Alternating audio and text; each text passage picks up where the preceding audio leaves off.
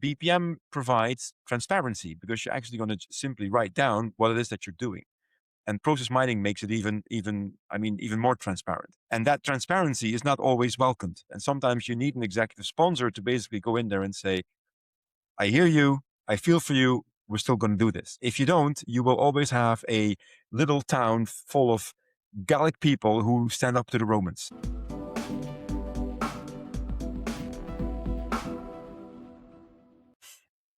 Ladies and gentlemen, welcome to another episode of the BPM 360 podcast. My name's Casper, your host, and with me is, as always, fortunately, my good friend and co-host, Russell.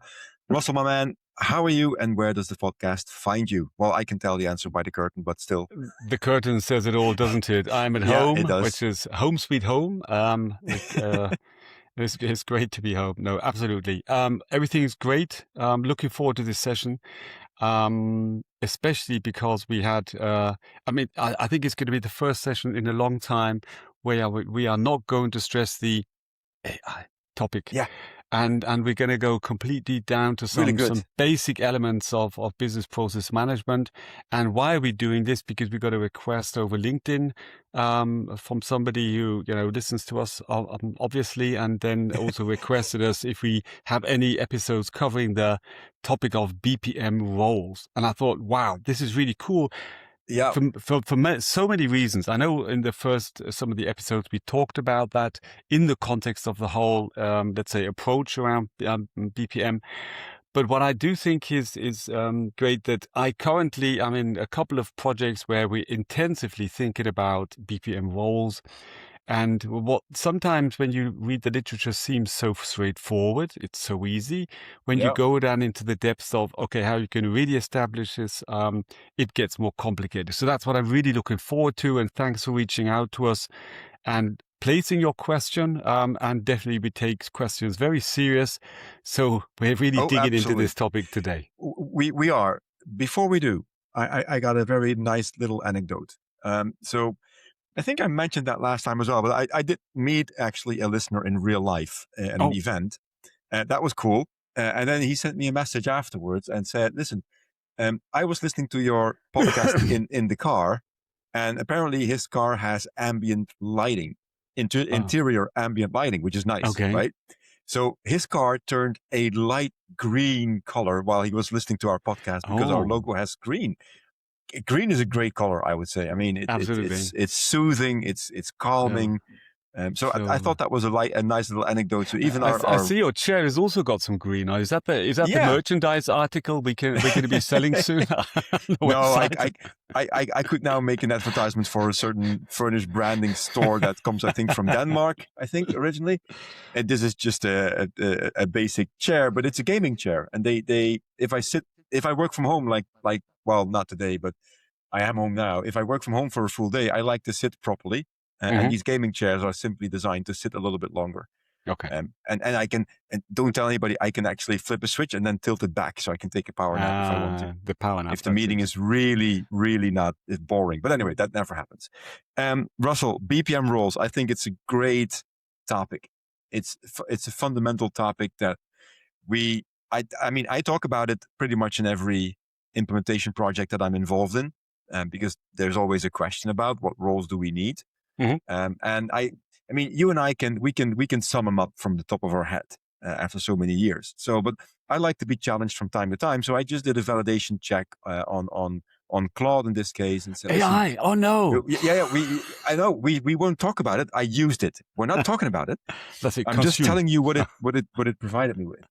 So I asked for the top 10 roles that are used in BPM. And by the way, by BPM, and let's stress that once and for all again, business process management is the overarching philosophy that contains a lot of the things that we typically name differently, like process modeling, process mining, orchestration, process governance, simulation.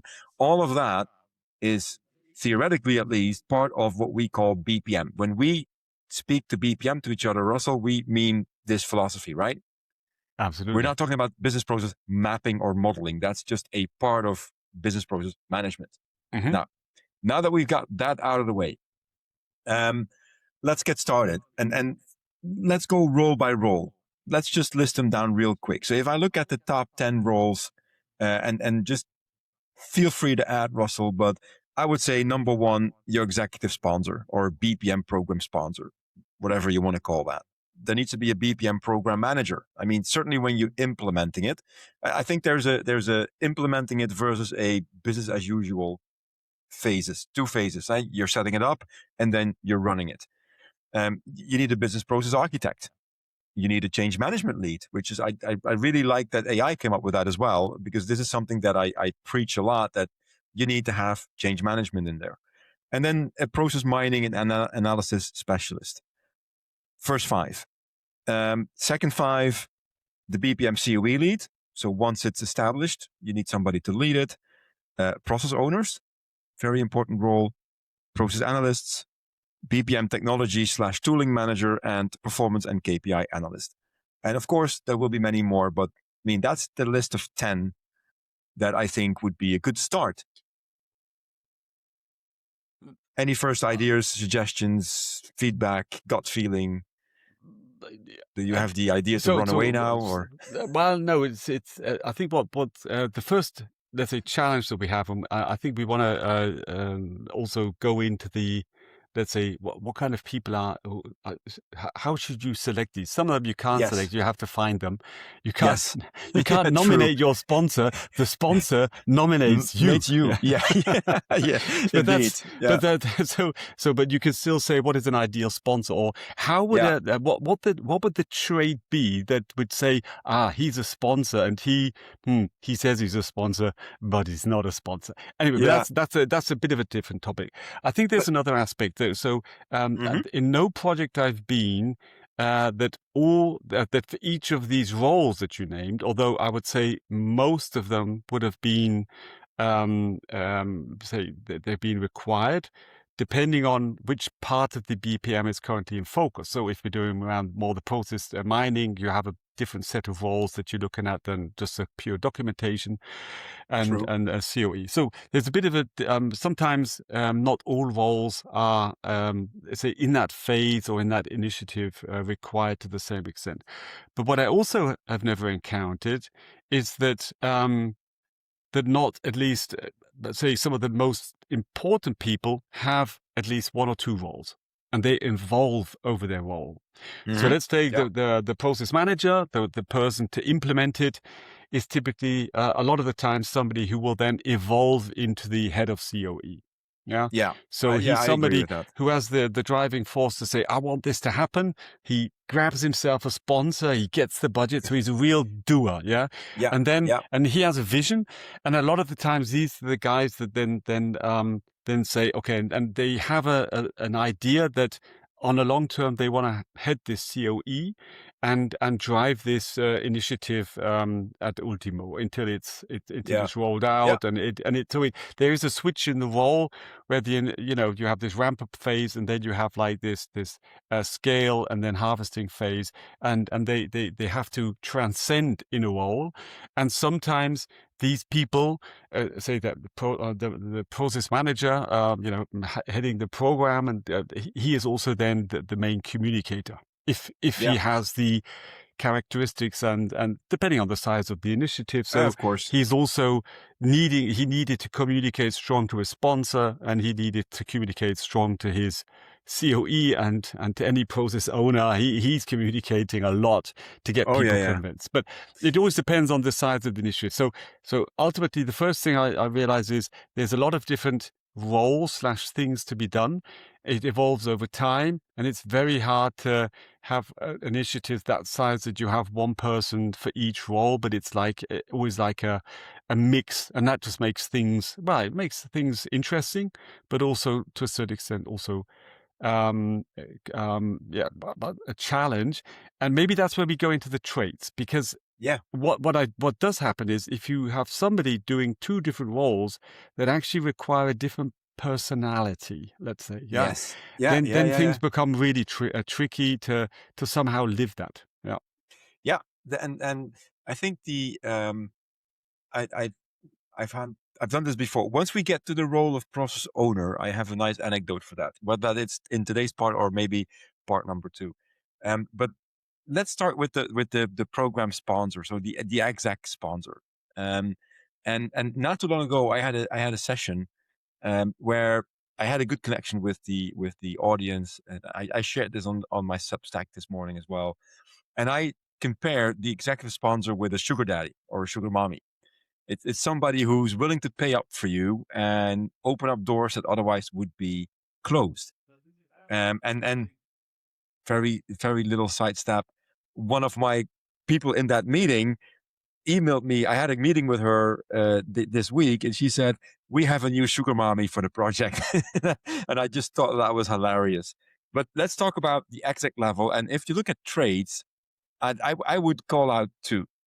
So visionary decisiveness is one, and political courage is two. Because let's be also very honest and straightforward. We like BPM projects as more than anything else, but it's not always that topic highest on the agenda. So if you have an executive sponsor who's willing to stick his neck or her neck out for that, you need political courage, because there will be some fights on the political level about this project. Uh, but very good. I really like that. Now let's dig into why there's going to be political fights, so where they actually come from. And to a certain extent, I think there's two dimensions to look at where this pushback will come from.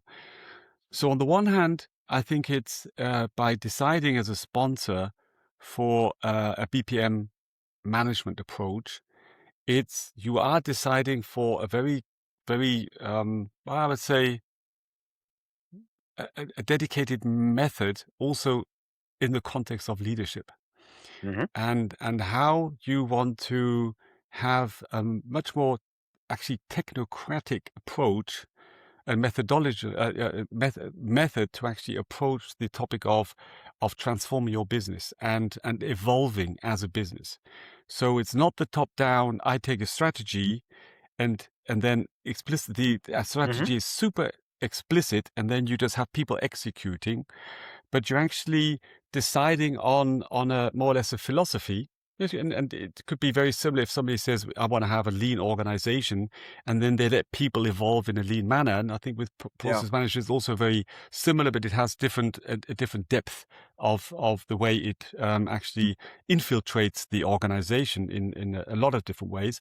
And so, as you said, the visionary view on say, oh, this is something that could work. Yeah, because it fulfills certain principles on how a strategy can be operationalized. So he has to have a common understanding of what actually process management is really about, Hmm. but also he has to agree to to delegate and to have a team or the organization take on a certain of self-organizing optimization. Yeah, so Yeah. to a certain extent, he has to also let go and delegate and see how this model actually then evolves and works out. And as you said, sugar daddy or sugar mama, he's like overseeing it to make sure that it doesn't get beaten down before it hasn't grown to a certain strength and it has its own life and its own dynamics. But And that's what I think is that's and that to say that will get you will get pushback from other C-level people having a different leadership approach, which is much more hierarchical and much more top down, much more specific on telling people what to do. but let me just not push back on that, but let me just dive into that a little bit. Hmm. I think the reason why an executive sponsor needs to have political courage, and I like the term Mm. in this case because there will be some Yeah, uh, yeah, some yeah, some yeah. some fights. Is that there's the two main reasons why an executive sponsor is important is one, he or she needs to make sure that there's alignment on their peer level. If you have the luxury of having an executive sponsor on the C-suite level, you need to make sure that the other C-suites are in line with what you're trying to achieve. That's one. That might cause some friction, obviously.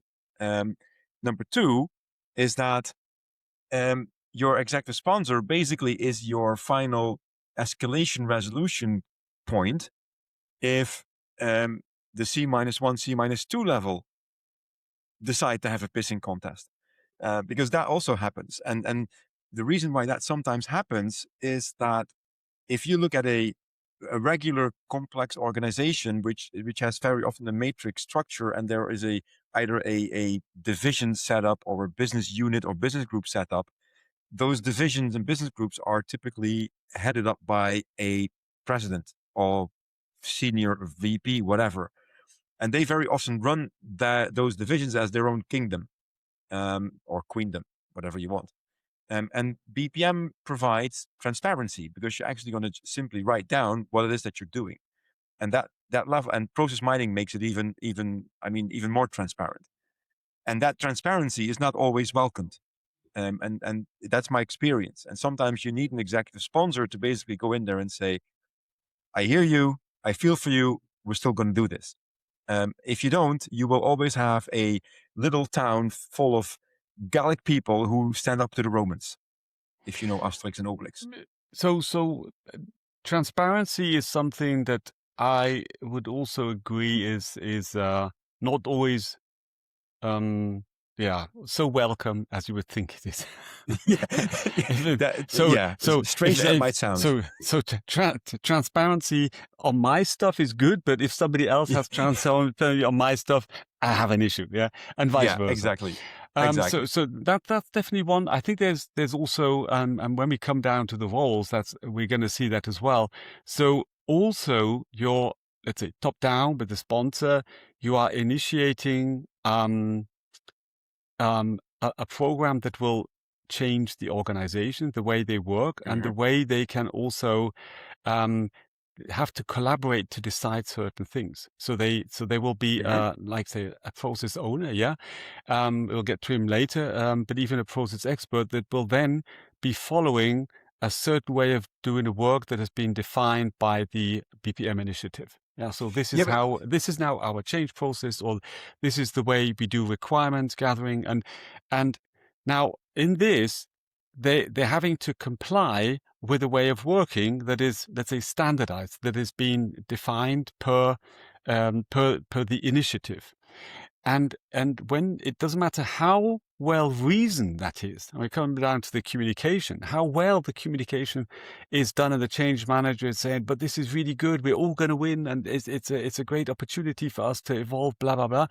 There will still be this person that's saying, yeah, but he's my resource, and I've always done, this is the way I've worked in my kingdom or queendom. But and that pushback is on especially harsh, because the BPM does not typically create a project team and allocate own resources full time to the job, because it most of the time it only really works if, to a certain extent, it's like a matrix organization, and that challenge is definitely where the sponsor has to be, has to go into that infight on a level that normally he wouldn't step down to, I think. But let me add a bit of another perspective here.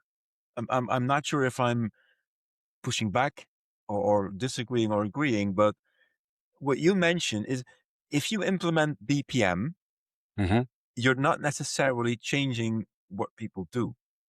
You're changing the way that you manage how processes are being executed, not what is being executed. There is, and the reason why I say it this way is because I very often think that organizations that are implementing BPM are at the same time and under the same umbrella running harmonization and standardization projects, which is not necessarily the same as BPM. You can use BPM for that, which I would say is very wise to do. But the philosophy behind BPM is, this is the way that we manage, document, and model our processes. And whether that's a process that we want to standardize or it's a unique business process is basically irrelevant at that point in time. What you see happening in reality is that very often a project at the same time says, well, we are implementing process classification, so we want to go into harmonization of processes or standardization, which is fine. But they're still, if you really go down to it, they're two separate projects that run. Now, I assume that we're going down a rabbit hole here, which we're going a little bit away from the role, but I mean, this is exactly the type of stuff that a process, an executive Okay. sponsor needs to understand, right? Yes, and I'm let's stay on the role path. So Yes, we came from the sponsor. We talked about his traits. We totally y- agree, and we also discussed why he yes, has to have these traits. And I yeah, think that is and he is without him, before an initiative can build up such a momentum that it has a general acceptance. And yeah, even then, I've seen BPM programs fall short, although they've been established for 10 years because the yeah, sponsor, yeah, yeah. just wasn't there anymore. No, I agree. So let's move on. Otherwise, we're going to need 5 parts to get through the list of 10, which I was expecting half and half, to be very honest. But anyway, so number 2 on the list that we have is the BPM program manager. In other words, you took a decision to implement BPM across the company. Somebody needs to lead the project. Period. Full stop. So what? Um, Yeah, now I'm really looking forward to the traits that are going to pop up here because I have a you're very going to love these. You're going to love okay. these. Okay, let's give it to me. Structured pragmatism, relentless follow through, which are both, by the way, I would say traits of any project manager. Hmm. But again, they apply to a BPM project as well. Um, and what it says is they balance methodological rigor with the flexibility needed when reality doesn't match the plan. Now I'm not quite sure if I'm happy with that. I'm not unhappy in the sense that I say these points don't count. They count 100%. Period. But you have betters. You have better ones. No, well, Tell me. I think this is a discussion I have around all initiatives and project managers when we're talking to customers. Mhm. And some very big initiatives, they say, I need a project manager. I say, okay, there's somebody here, PMI certified, and I said, oh, yeah, he's relentless and, all these traits. And I said, so is it the fact that I could take a project manager who has these traits and I have him doing a BPM initiative 2 years. Then he does an HANA implementation, and then he builds the airport in Berlin. Yeah, so he's a project manager, and he's relentless. He's structured. He could do any project, and unfortunately, and that is the definition of a project manager can do anything. Stop the car, get out. There's always a project for me I can manage, Yeah. and I'm I I I'm not quite convinced that is enough. I also believe that, like the sponsor, the and in the initiatives I've been in, there has to be in the manager, the person implementing, there has to be this passion and this understanding of Mhm. the Yeah. fundamentals of Yeah. this BPM, just as Yeah. well as a project manager doing an SAP HANA. And if he's never done he's done a lot of big IT projects and he jumps into an SAP project, I think he's also going to get into big trouble. Yeah. Maybe he keeps his Excel sheets straight, but they're gonna they're gonna do him left, right, and center before he Yeah. realizes. And so But it's not just a matter of the experience. I think there is something around. These are typically not big organization, big initiatives. So it's not about the Berlin airport having a 100 million budget that you have to manage. That's where more and more these traits are even more important because you have to rely on a big organization you're managing, like a CEO manages a big company. yeah. But let me just very quickly be an asshole for about 10 seconds. Oh, anytime. We're talking about traits. Having experience or having a passion for the fundamentals of BPM is not a trait, that's experience. I Hmm. think that combination is needed. I totally agree with you that you need to know what you're talking about. But do you need But to know from a what you're talking about, or do you have to be okay? Let's. let's dissect that for a second. I think that if you want to be a BPM program manager, and by the way, I also asked AI for what kind of required experience would you need. And you know Mhm. what it says here? I'll tell you. 8+ years in program or project management, preferably with experience in process heavy industries. such as financial services, logistics, or manufacturing, PMP or Prince 2 certification is a strong signal. That's your PMI remark that you make. But I do think that if you have project experience, I mean, let's do it differently. What do you think, in your view, Russell, is more important?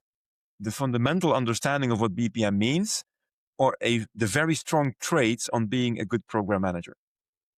Good point. But typically, I say the traits of the project manager, I can buy that with an external consultant coming in to Yeah, kick I was afraid you're going to say that. to But kick so you're ass. basically saying the fundamental knowledge of BPM is more important.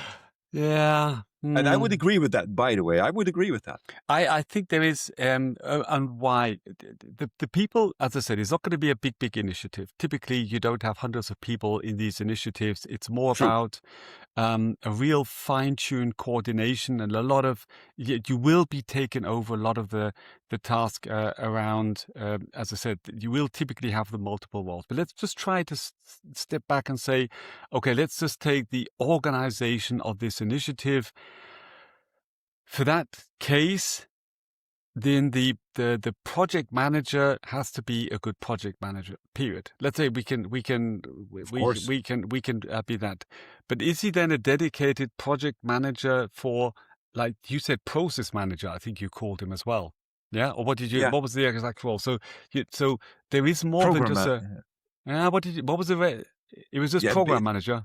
We're talking about the BPM program manager. So the person BPM program implementing manager. the BPM program. Yeah. We're in the project phase still, right? We're not in the business as usual phase yet. But I still fundamentally would agree that you can be, well, if you're a really good program manager, you probably would be able to pull it off because you understand that you don't know the content.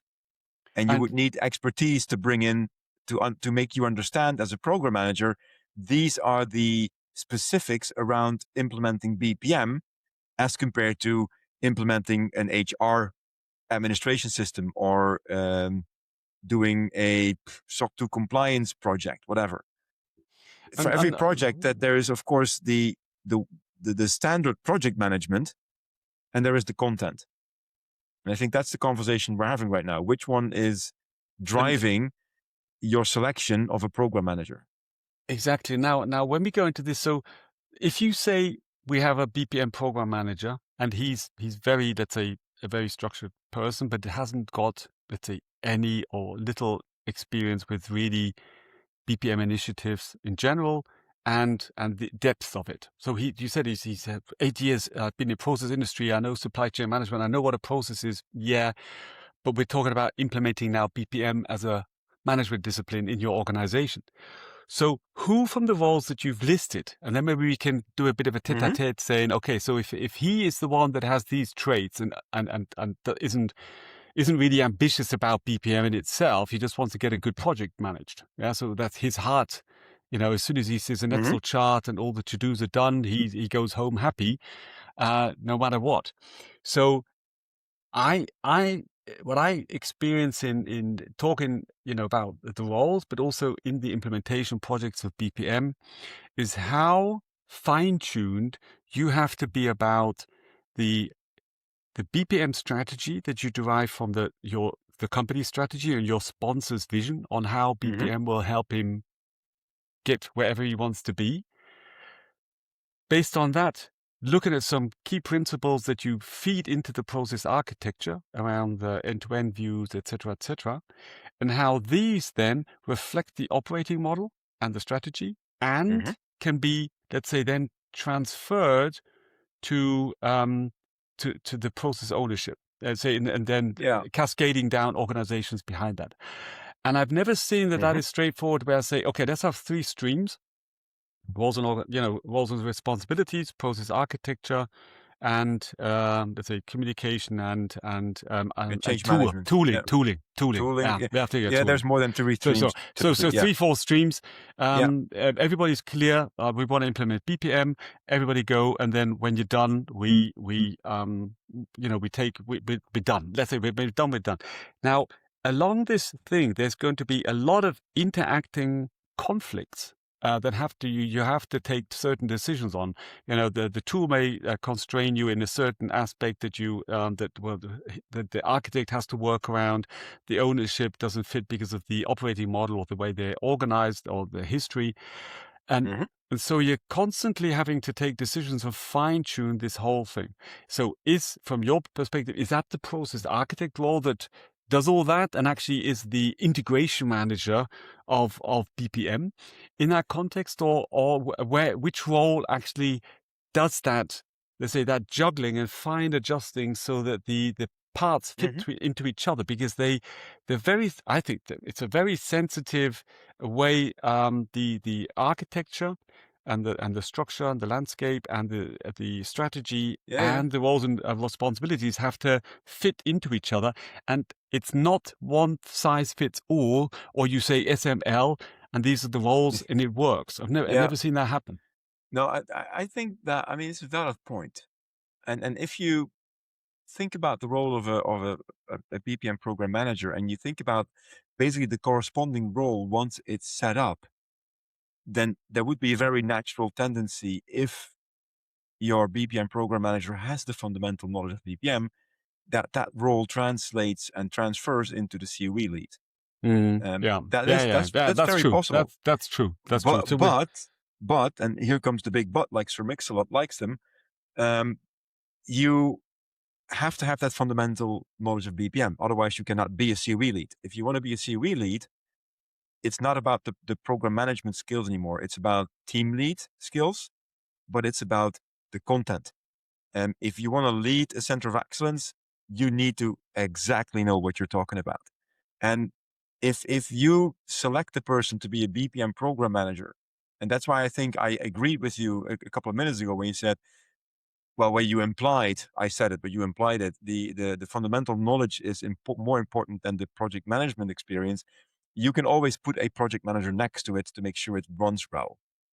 But you cannot simply put an external person next to it with BPM knowledge, because they are lacking the organizational context mm, that somebody from within the organization probably will have.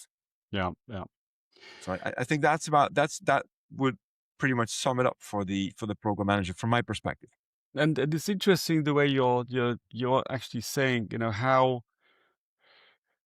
a good BPM program manager, it will have to act different and have a different kind of skill set than when transcending into a head of COE. Yeah. Yeah, So, and I'm sure that does happen very often, but I think that's also for a lot of people, that's also a struggle. Because yeah, that's a change, a transformation within this initiative that they have to yeah, that they have to live through. And I think that's one of the big things, we neglect in any big project. I remember, an ex-colleague, he, went to a big chemical company, and then he was he had a good management position. Then he was given a project lead role, and he did for 3-4 years. He was in a fantastic project manager role, doing really great rollouts. And then they finished. He got back home, and it was like coming back home after you'd been to war. Your wife's married to somebody else and stuff like that. yeah, So his office was gone, his position yeah, had gone, yeah, and yeah, and the whole company just look at it and says, "Well, yeah, what are we going to do with you?" So yeah, so like you have to also think about the transition of the project team and prepare them for their future role, although oh it's yeah, not currently that role. So it's a lot of enablement and training of the actual initial team to get them there. That's what I really like about these projects. Actually, when you see a lot of the program manager will be on a good level, but you need to take him up to the level that he's the yeah, shining star that people say, yeah, oh, he's our process manager. yeah, So you're developing people and their skills, like as an external consultant, to be able to be fit for the future organization. And that's what I think is that's a great thing to see, that you're not just developing, actually, like doing an SAP project where you're just developing a system and implementing it, but the real project work you're doing is on that team, because that yeah, is the core that you're creating, which will yeah. then start scaling and walking out. That's really, I've never really thought about it like that, but It's it, that's really is cool. I think, and that probably applies to more roles than just the BPM program manager. I think it also Mm, applies to the role of the business process architect, which probably will transition into a process analyst, or sometimes maybe even a process owner role, Yep, depending on the maturity and the seniority of that process architect. So absolutely. um, I think looking at the time, Russell, I think we managed to get through two roles in the first part because we're Should we? already way over half an hour, maybe two and a half, because we really slightly touched on the COE lead, but I think we need to go through that role a little bit Oh, more we in definitely have depth. to go through him more and the process architect. So I don't know if how Yeah. much time we've got. Just give us the traits of the give me your interpretation of the process architect in the context of the initiative. Okay. Yeah. So process architect, systemic thinking, and precision. Those are the traits that AI comes up with when you talk about this. They must see both the helicopter view and the technical detail without losing coherence between them. And I think that sums it up pretty nicely. I'm happy with that. I'm happy with Yes, that. I'm happy with that. Yeah, I mean, required experience is listed here as a deep expertise in process modeling, BPMN between parentheses, enterprise architecture, which I like that they bring it in here as well, totally, and totally. process classification frameworks. Well, they mentioned APQC, but there's obviously more than just that one. Experience designing frameworks that actually have been adopted and used, not just created, which I also think is a very interesting. Oh. And we need to talk more about that one because we can't get that, we can't squeeze that in now, Russell. We need to start Wow. start the next part with this one. But and absolutely, and what's listed there, we could spin off in a direction that is not so much role related, but about the the fundamental thing I think is when we're talking about BPM implementations is really this whole what does architecture actually mean and what is you say documentation, what does modeling mean, Yeah, why is yeah, that even again necessary? Isn't that it's just is it a starting point? Is it just something you have to do, or is it something fundamental? Is it one of the backbones of business process management? yeah, Is to have the architecture. And when I say yes, because you have, if you look at the architecture as the digital twin or the framework to actually fill in the rooms then and create the digital twin, then it makes sense because then it's one of the key fundamentals there. And that's where the process architect becomes a very important role that you have somebody with these brains yeah, in yeah. place and that's what we can talk about even more in detail because there's one Yes, aspect we want to touch on is the competition around these brains and the yes, different view from different initiatives. That's what we're going to yeah, cover in the next yeah, session and go through yeah. some additional ones. So this will be a little bit of a flashback to season one, Russell, where we did 12 episodes just to cover the BPM framework. Now we're going to take two, 12. three, maybe no, 2, 3, maybe 4 episodes on just exploring the roles a little bit further. And I really have to thank that listener for giving us that great suggestion on diving a bit deeper into this particular part, because this comes back every project that I'm involved with. With Mhm. every client, this comes back. Um, so, I mean, I'm excited about this, Russell. How about Mm, you? Me totally. Yeah, Absolutely. yeah. I I like that. So let's keep it short now. Well, short, relatively short. And thank you for listening. And stay tuned in the next episode where we're going to dive deeper into the business process architect. And I think we need to then combine that with the COE lead that we need to finish up at least. Absolutely. Let's do it. Very good. All right. Thanks very much. And Thanks a see you lot. next time. Cheers. Take care.